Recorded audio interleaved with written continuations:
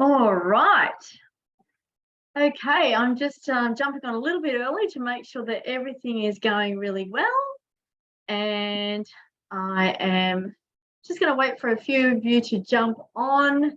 My name is Megan Taslaman. I'm the thyroid naturopath, and it is my absolute pleasure to be here for today's free live training on you have a thyroid issue. You may have a sluggish thyroid issue, or a diagnosis or anything else that's going on, but what else is going on in your body? How can we optimize your health whilst you've got a thyroid issue? Okay. Because sometimes if we're just looking at the thyroid, we need to look at the whole picture. We need to look at everything that's going on in your body, because whether your own symptom picture is that you have a sluggish thyroid. So what I mean by that is you don't have a defined diagnosis. It may be that the numbers are heading in the wrong direction. You may be unaware of your thyroid numbers. You may just have signs and symptoms that mirror from your own research that you may have a thyroid condition. If you're jumping on, please say hello and let me know that you're here. And I am just going to open this so that I can actually see. Yep, I'm here. There's two of you on here. Let me know that you're here. Give me a thumbs up, give me a heart, give me a wave, so that I can be a better place to interact with you. So let's get back into it. So signs and symptoms. So you might have a sluggish thyroid. You may have a diagnosis. So you may have Hashimoto's, you may have hypothyroidism, which are the underactive. The two underactive, one stems from autoimmune or immune dysfunction or immune dysregulation. The other one stems from poor functioning of the actual localized thyroid gland.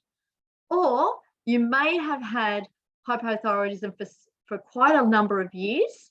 You may not have a thyroid gland, or it may be only partial. You may have a partial gland, in which case there would be some medication. So therefore, we will need to look at your picture differently even again, because we need to look at it. Obviously, there'll be some potentially synthetic form of thyroid hormone, and we need to look at what's happening with that. Is it converting to your pro-hormone? Are you taking T4 or T3? Are you taking a combination?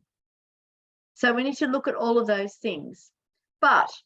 Or you may have hyperthyroidism. I cannot forget that. It is less common. However, again, hyperthyroidism is localized to thyroid gland. It's overactive, over-revved, complete opposite signs and symptoms, generally hot and sweaty, overactive, potentially anxiety, although that can be also evident for underactive thyroid gland. Or it may be that you have Graves, which is the autoimmune aspect. Again, dysregulation. It's almost like, all of these elements of thyroid dysfunction have been all thrown in the bucket of thyroid, but they have completely different etiologies. They come from different elements, different causes. You've got Graves and Hashimoto's that's got nothing to do with dysfunction of thyroid gland. That's just the knock-on effect. It's actually dysregulation, dysfunction of immune system stemming from gut and other potential issues, triggers, causes, influences, exacerbating factors.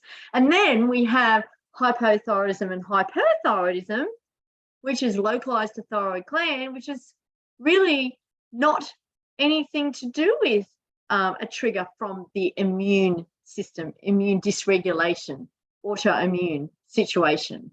Okay, so all right, so I just wanted to give you a little bit of a prelude there. So now that it's time on, let's get into it. If you're jumping on here, please let me know that you're here. Give me a thumbs up or a wave. Yeah, thumbs up or a heart or a wave. If you're watching the replay, please type #replay so that I know that you're actually watching the replay. Yeah. because, you know, Facebook, this is a very one-way system. It is very, very effective, but it's also one way. So if I, you know, the more energy I get from you guys, the better placed I am to give the energy back. Yeah. So I'm going to be asking some questions along the way, and I'd really like you to be as interactive as possible so that we can have some flow. Yeah. Have some flow, have some fun with some flow. All right, so today I wanted to specifically focus on the weight issues. Okay, so weight loss, weight gain, okay, weight issues, the energy issues, and the stress issues as signs and symptoms. Very, very common signs and symptoms of underactive thyroid or a sluggish thyroid gland, okay? However, we're just going to do a bit of an overview of what the thyroid, the functions of the thyroid, so that you can then link in your particular signs and symptoms picture, and then we can move on from there. Because if other elements of your body are not working optimally, you know, we don't want to just pick on the thyroid gland. That's one element. You know, we are not the we are the sum of the parts. You know, there's a beautiful rhythm, there's an ebb and flow, there's a hormonal architecture, there's a lot of influencing factors from our diet, from our stress, from our mental health, from our emotional health, even I would say from our spiritual health, okay? From the medications we're taking, from the non-prescriptive medications that we're taking in the form of alcohol, in the form of caffeine, in the form of whatever else there is, headache tablets, etc., Panadol, all of that type of thing, okay? So antihistamines even. So we need to look at the whole picture for each individual. There's never a one size fits all, never ever a one size fits all. We can have some broad strokes and then we tailor it to what's actually going on for you. Have you had an operation in the past, which means that there is an element of one section of your body that needs support? Maybe it's not working as well. Maybe you've been told, oh, you don't need that. Yeah, we can take that out. You don't need it. I hear that all the time with the appendix. Oh, you don't need that. Has no function in the body. Aha. Oh, really? Has no function in the body. So why the heck is it there? So if you want to know the function of the appendix in the body, give me a thumbs up. Tell me. Ask me the question. What's the function of the appendix? The appendix is crucial to your immune system health. It is a screening factor from when small intestine digresses into large intestine. You know, it is, it is important. Yes, we can live without it. But again, we want to make sure that I'm digressing. So I'm not going to be talking about the appendix gland, okay? So I'm going to be talking about all the different signs and symptoms that may apply to you so that you can actually potentially look. My goal for you today is for you to look through a different lens and maybe look outside the box of thyroid. Yes, we treat the thyroid, but not in isolation of everything else that's going on in your body. That would be doing you a disservice, okay? All right, so if you're here, I can see a few people here. Woohoo! Welcome, welcome, welcome. All right, so thyroid, yes, oxygen consumption. So that is our ability to utilize energy. You know, we breathe in oxygen. You know, we want our oxygen to be able to go through all the arteries, the arterioles, so that we've got that oxygen consumption, because that's what delivers our energy. Okay, so we want all of that to occur. Yeah, so it's very, very important for that. Also, our hormonal network, carbohydrate, fats, and protein metabolism. It helps to increase this. So yes, of course, it helps to increase this, but there are also some other factors we need to consider, and I'm going to get into that shortly. Promotes normal gastrointestinal function. Absolutely, that's fantastic. But there are also a myriad of other things that help gastrointestinal function. So we can't just, poor digestive function. Oh, it's the thyroid. It's so much more than the thyroid. And it will depend again on what's going on in your own individual body. You know, have you had an operation? Have you had a bowel resection? You know, it's what's going on in your body. Have you had a disease in the past that's been treated? Yeah, so all of these things are very, very important. Gallbladder, absolutely important. A very, very common operation, by the way. And then why was that removed? Too many gallstones. So what's going on in your body in terms of the way you process food for those who have occurred in the first place? Yeah, so all of that's really, really important. Cardiovascular function. Yes, it's very, very important for cardiovascular function. So I see the thyroid gland is a primal gland.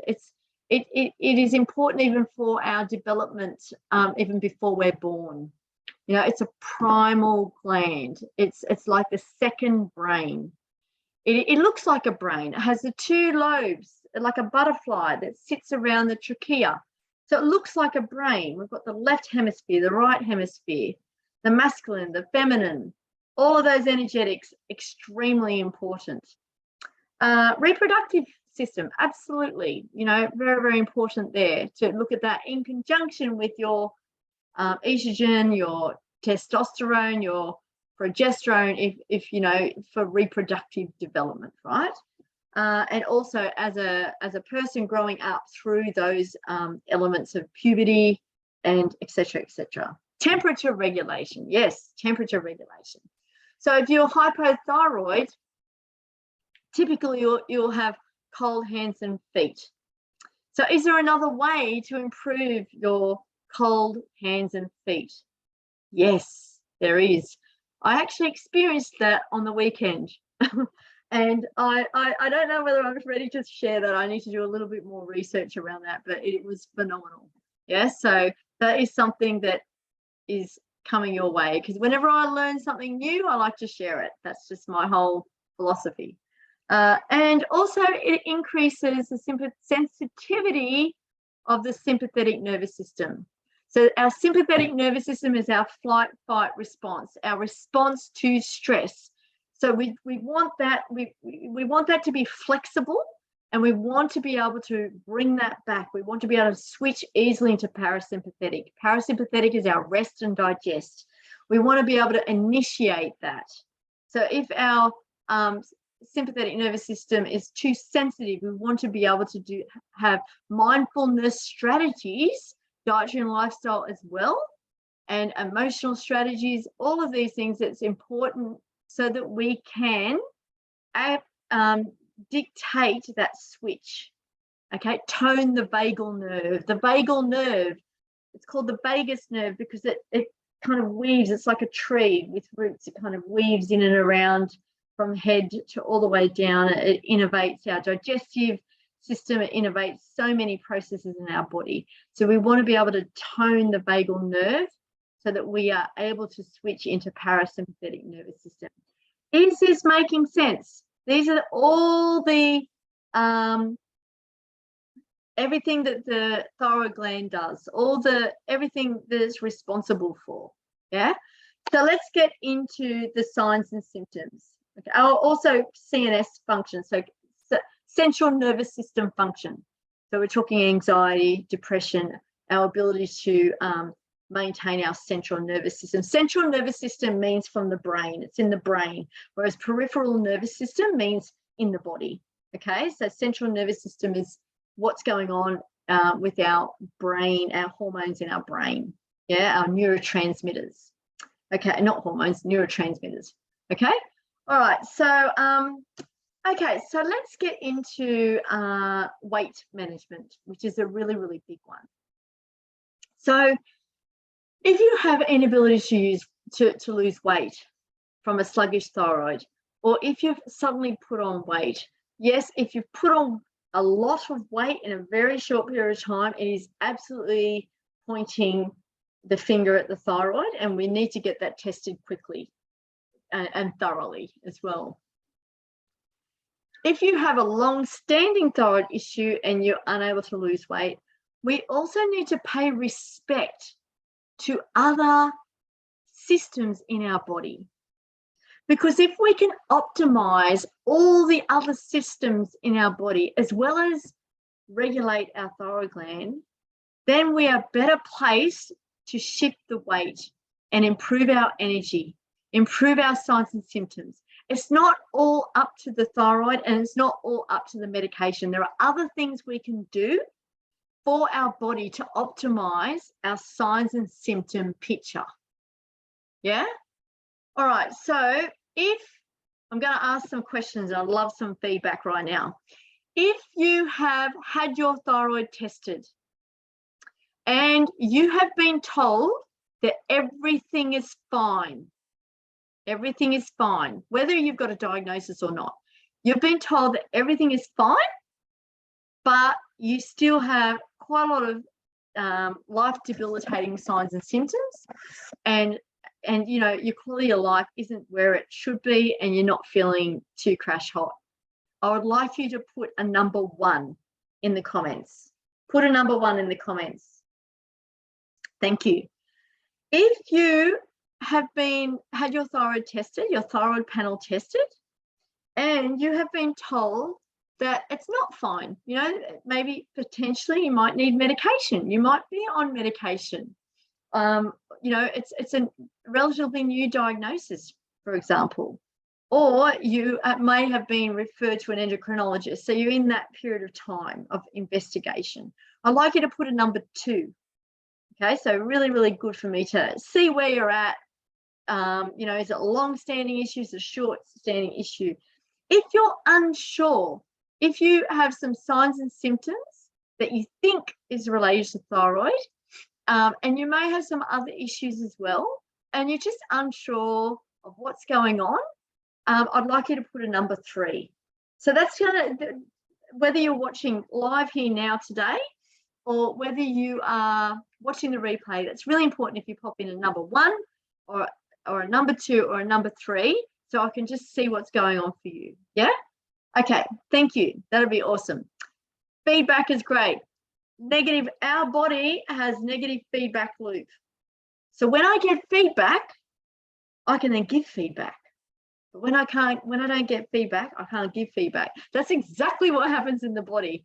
The TSH in the typical thyroid scenario, the TSH level will rise when it is trying to whip that thyroid into action so that it can produce T4 to then produce T3. Okay, it's called the thyroid stimulating hormone, TSH. Otherwise known as the whip, because it's like, come on, get into action, come on, giddy up, right? If you just think of it as that. And then what happens is when the body produces T4, the TSH, the hormone, thyroid stimulating hormone, goes, okay, the hypothalamus, which is the brain's brain, actually registers that, oh, there's enough T4 now. Okay, TSH, we can slow down. You can get rid of your whip, just chuck it over the side. We don't need that anymore. And then the TSH will recalibrate and come down. So that is called a negative feedback. And these negative feedbacks occur in the body, in all systems in the body, all of the time. So as a practitioner, I also like feedback. You know, if I get feedback, I can give feedback. So it's kind of like we're in flow. It's a rhythm. Yeah. Awesome. Okay, I've got off my little podium about that right now. Okay, so let's get into it. Weight gain. What else is it? So I'm going to hone in on the digestive system. So with the digestive system, we look at all of the parts.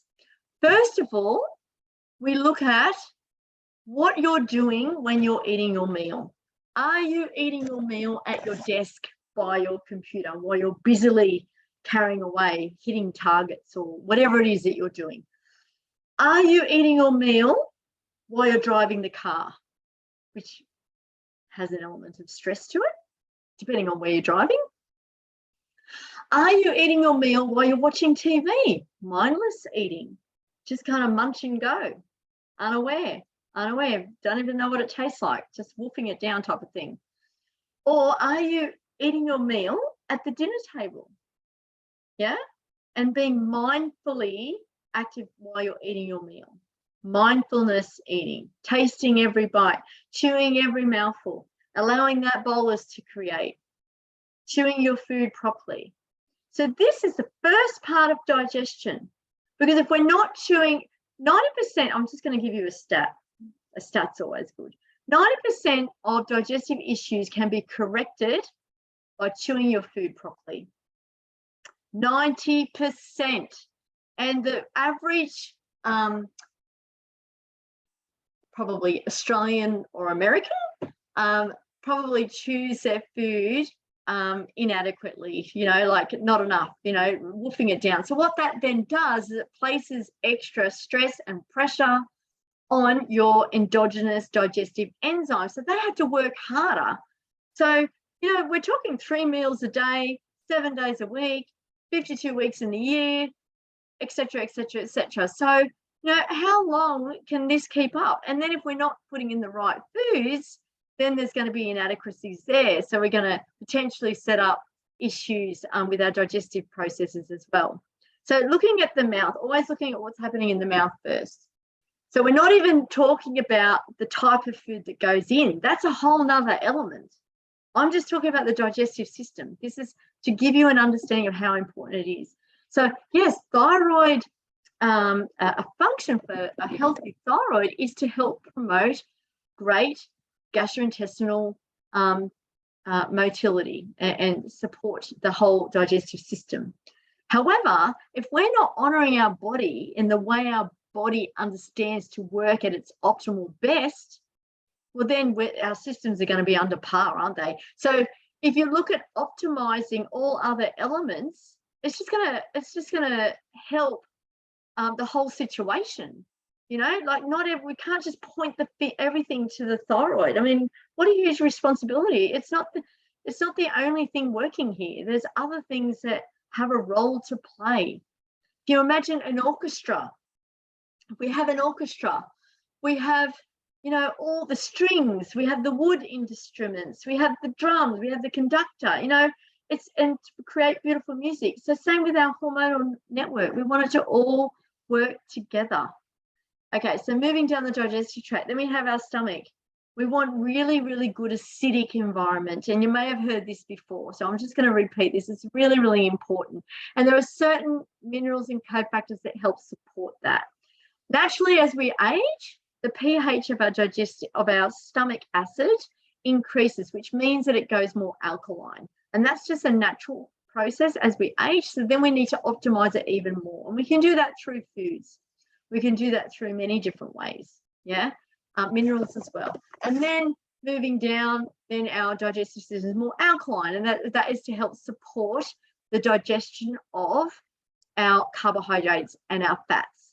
Then our cholecystokinin helps with the secretion of the bile from our gallbladder. Yeah, which is bile produced in the liver, stored in the gallbladder. If you don't have a gallbladder, it's just drip fed into the digestive system, initiated by the stimulation of chewing food. It's almost like the body goes, the cholecystokinin goes, okay, no. There'll be other hormones before that. Hormones secreted, the amylase secreted in the actual salivary ducts of the mouth will go, hey, okay, there's food coming. Get ready, CKK, cholecystokinin, get ready. And then that will then start to initiate and start to secrete and get ready. And that then it's like a dominoes. It's like one goes, okay, you got to get ready, you've got to get ready, you've got to get ready. And all of this needs to work in beautiful cohesion, like an orchestra together. So if one system is out of whack, it's going to impact another element of the system. Yeah? All right. So I hope this is not too much detail. It's very, very important. So we have the bile, and then that helps to emulsify fats. So it's like a detergent. It helps to break down fats, because if you have fat and water together, what happens? The fat droplets float on the surface of the water. So we need to emulsify that. We need to break it down so that our body can absorb those good fats, which are really important for our hormones, by the way. Fats are good. We've got good fats and not so good fats. That's another thing we can go into. And then we need to make sure that our bowel is healthy, that we've got really, really good microbes in our bowel to help break down other fibrous elements of our food and help feed those good gut flora. help feed that, because that is really, really crucially important for the evacuation. Yeah, really, really important. We want good bowel motility. Not too much, not too little. We need to have it just right, like Goldilocks. And it's different for everybody as well.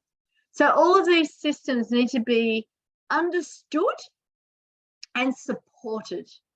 And then we've also got the pancreas involvement with blood sugar.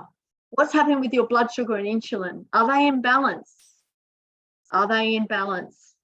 And if they're out of balance, we need to get them in balance so that you can improve your energy, so that you can improve your body's ability to utilize the fats and the carbohydrates to help with weight loss, utilize the energy better.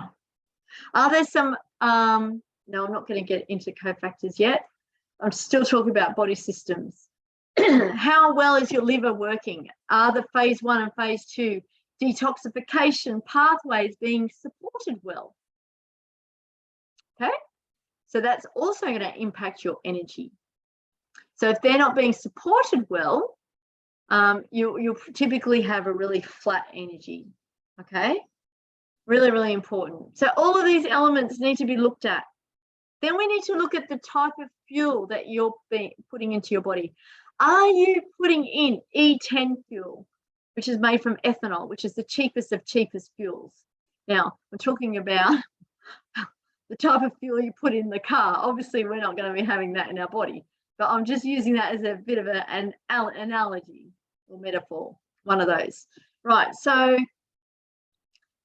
we want the 9, over here in Australia, we had the 98, which is the premium fuel. We put that in our car, and our car seems to run better. It's got more efficiency. It just seems to run better. So what type of fuel are we putting in our body? Are we putting in really, really good quality ingredients? Or is it just kind of forever and a day, it would have been cold storaged and is actually devoid of nutrients? Because that's absolutely going to impact your energy. It's going to impact your ability to lose weight, because if you don't have the cofactors that are really helpful and supportive for you to actually to support weight loss and growth and repair, how is that going to occur? The body can only do so much with poor quality fuel. So we need to look at that. The workings of the digestive system, what fuel is going in, crucially important for weight loss. Looking at the insulin, looking at the blood sugar, looking at the leptin and ghrelin. So ghrelin is our hunger initiator. When we get that belly roll, when's the last time you've felt that belly grumble because you're hungry? If you haven't heard that from a while, you're probably overeating. You're probably having your meals too close together and not allowing time for that empty feel. Yeah, it's good to have that empty feel. That's our body waking up. That's our digestive system saying, hey, hello, it's time to have a meal. It's time. And sometimes we can initiate that through the preparation of food, because our sense of smell and our sense of taste all are linked to our digestive system. So if we are preparing food and it smells really nice, sometimes we can get that belly gurgle. Who has in the last week experienced at least several belly gurgles? Just write gurgle. Write gurgle in the comments. I'm just going to have a look at these comments. Got my phone here so that I can. Whoops. Oh no. Whoops. Oh, good. Alison's here. Woohoo! Good to see you there, Alison. I'm just going to flicked on the wrong thing. That's okay. Never mind. Bear with me, guys. This is awesome. Excellent. Right, so when's the last time you had a belly gurgle? If you've had several gurgles in the last week, I want you to write gurgle. If you haven't had any for a while, we need to look at that. Why aren't you having the belly gurgle? Probably having overeating, having too much food, and in too short a space of time. Or there may be something else going on. Yeah. Then we have our leptin. Our leptin is our satiety hormone. So our satiety hormone is really, really important because that tells our brain that we're full.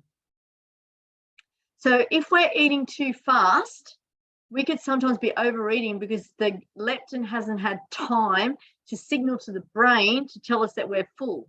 And then, with that, when if you're eating too fast, I'm guilty of this. I'm not now, but I've experienced this, and I'm sure you all have. Tell me if you've experienced this. If you've eaten too fast, and then suddenly it's like, oh, now I'm like overfull. It's like you're not just full, you're overfull because you're eating too fast.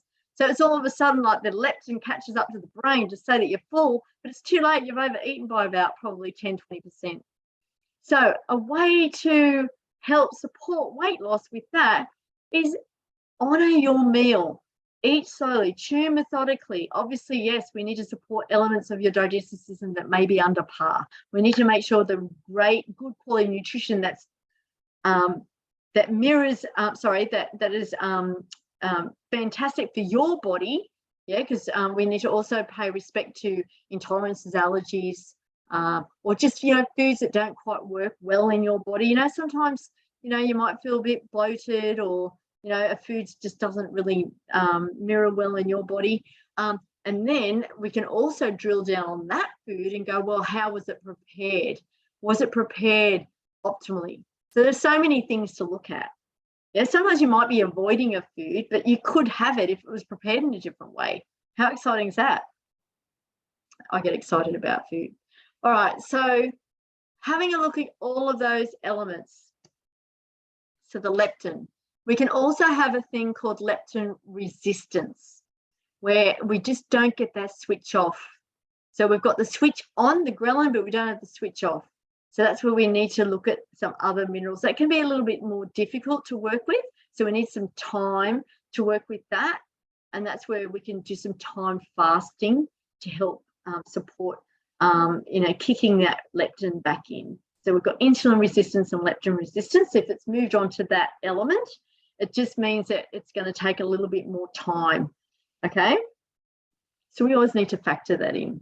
If one person loses X amount of kilos over the course of 3 months, that may not be the same for someone else. It's highly individual. And then we need to factor in energy usage as well. Excuse me. So, for example, what's your exercise? What's your rhythm like? And if you don't have energy, if you're really lacking in energy, that's where we really need to have a gentle, methodical plan, gentle balancing movement, so that we're not burning you out too fast, so that we can actually just build your energy slowly from a supportive way to support your adrenals, to support your cardiovascular system. Potentially you might need a couple of minerals to just help support those energy pathways, so that you can actually have the energy to do some exercise. And when you are in that rhythm of exercising, that's when you create energy. So exercise creates energy. It also creates beautiful endorphins for mood, and it helps with enhancement of mood, is antidepressant. Same with good quality foods, good quality fresh fruit and vegetables. There's been clinical trials that have done that. The cohort of individuals that they looked at all the confounding factors, so all the other potential contributing factors, and the cohort that ate more fruits and vegetables in a controlled fashion, I think it was like 6 to 8 cups a day, had after 3 months they had lower depression scores than the cohort that just ate, just probably the SAD diet, the standard Australian diet, or the standard American diet. You can get my drift on that one. Non-vital foods. So it's crucially important. So all systems, we're looking at all body systems. Okay, so I think that's covered. Oh, and also the other thing is meal combinations and timing of meals is another factor to consider for optimal weight loss with a sluggish thyroid or any type of thyroid condition. Yeah. So if we're just relying on a medication or on a supplement to do the work, it's probably it probably won't work, or it will work, but it may not sustain. We need to look at the other elements to help the body work as a beautiful orchestra. Our body's an orchestra. Okay, so moving into the next one, I'm going to move on to stress now, because stress is a very, very huge factor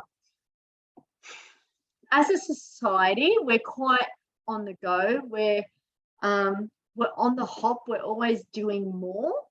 You know, even you know, I often hear, you know, I can't fit that in. I've got to try and fit that in. You know, even if it's something that's good for us, like cooking a healthy whole meal or getting up to go exercise. If it's something that's going to be added to your plate, that potentially is going to cause more stress than doing the thing that's going to help negate stress. So we need to look at what's on the plate. And right now, I'm not talking about the food on the plate. I'm talking about what's going on in your life.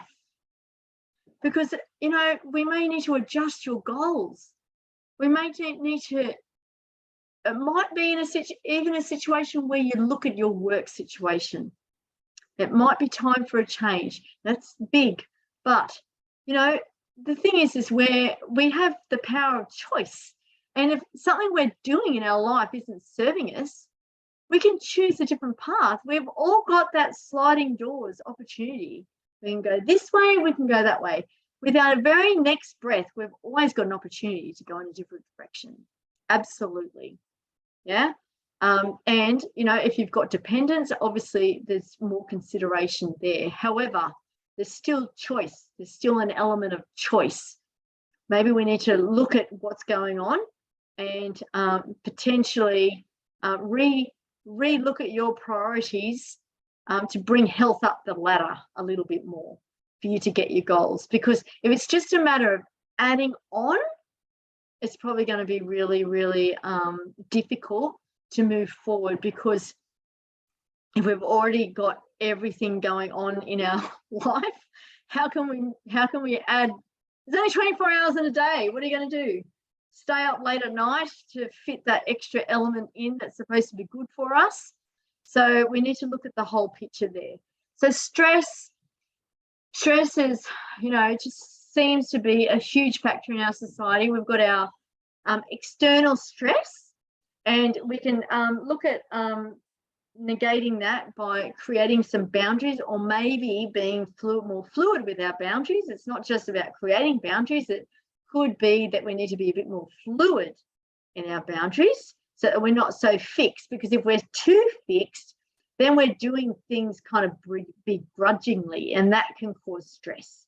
So sometimes there could be an opportunity to exercise a little bit of flexibility in our boundaries in some circumstances. Or it could be a situation where you're speaking up to make a significant change with your workplace or whatever external elements has come into your life, so that it could be better for you, and then it might be better for the other person or party or workplace. Or I'm just using work because, you know, work is a common theme, but it could be something else as well. So really looking at that so that we can help to lower the stress. So there's that element. Then there's the other element, and the other element is what's in your toolbox. What is in your toolbox of strategies to help you negate your stresses? Because stress, we're supposed to have stress. Stress can be good. You know, if there's a saber-toothed tiger, which isn't going to happen in this country, what else? There's a crocodile across the road. You know, we want to be able to run away from that. So stress is good. Some stress is good. It actually supports life. It actually helps us survive. But if we're getting stressed every time we open the email, if we're getting stressed every time we get in the car, if we're getting stressed day to day in our work situation, something's going to have to change.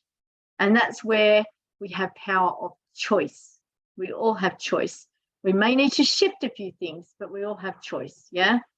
All right. So looking at that and what's in the toolbox, you know, what can you do differently? What can you outsource to take a bit of load off your plate? What can your partner or another member of the family do to help support you? Are you speaking up and asking for help or support? Is there some quiet time that you can arrange a ritual or create a ritual that's going to help support lowering your stress and helping you slip into that parasympathetic nervous system mode more frequently to help tone your vagus nerve. Is there some mind-body integration that's going on there? Is some, there are many different elements that you can choose to help negate your stress. And when we negate our stress, we're just more even. We're more even keel. We're less snappy. We're less irritable. We're more in flow. Everything seems to work better. And then that is the same for our hormones, our hormonal network. Because stress induces anxiety. Anxiety actually inhibits conversion of T4 to T3, because suddenly our thyroid is going, oh, hang on a minute. There's a lot of stress coming in here. This isn't good. This isn't good. I'm not going to be able to keep on keeping on. So I'm going to have to shut this one down because this person's not listening. So that's when our body kicks in, and, that's when we can have things like reverse T3 pop up instead of our T4.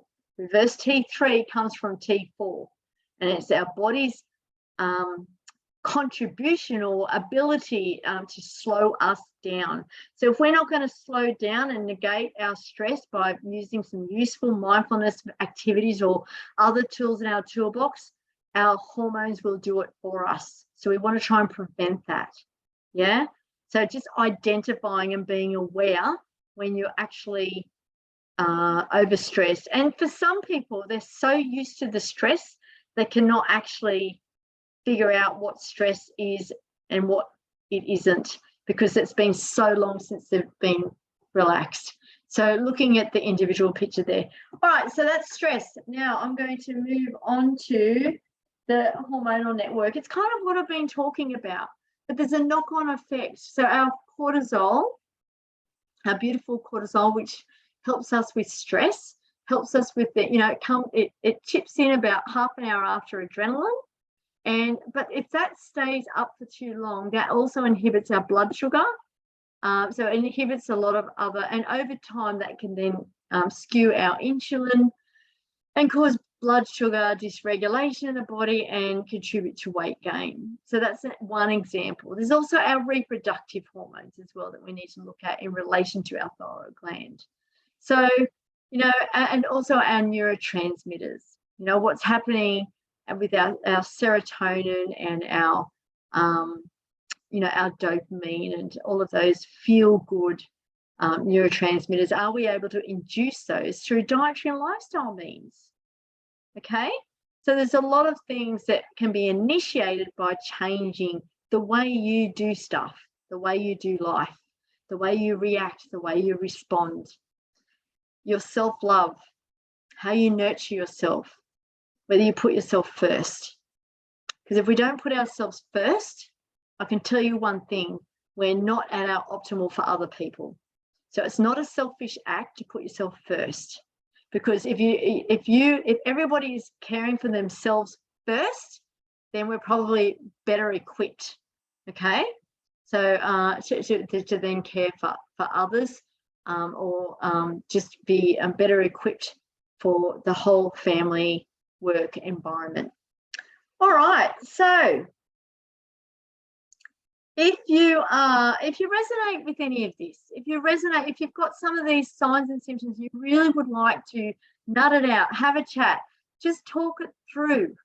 I invite you, this is my invitation to you to come forth and let's have a conversation about what's going on in your body.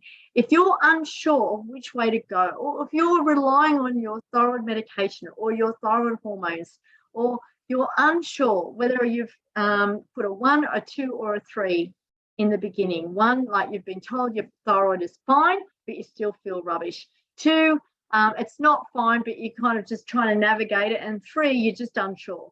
So any of those scenarios, we can discuss what's actually going on for you. And I can highlight to you some potential either red flags, sounds a little bit drastic, but some areas that we need to shine the light on to help you feel better, to help you gain more vitality, to help you have a path moving forward.